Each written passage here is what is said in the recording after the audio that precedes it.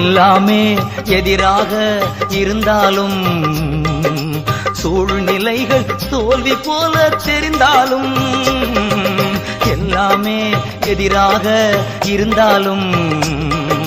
சூழ்நிலைகள் தோல்வி போல தெரிந்தாலும்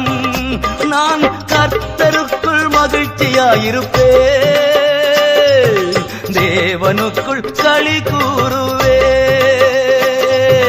கர்த்தருக்குள் மகிழ்ச்சியாயிருப்பேன் தேவனுக்குள் களி கூறுவேன் அத்திமரம் துளிர் விடாமல் போனாலும் திராட்சை செடி பலன் கொடாமல் போனாலும்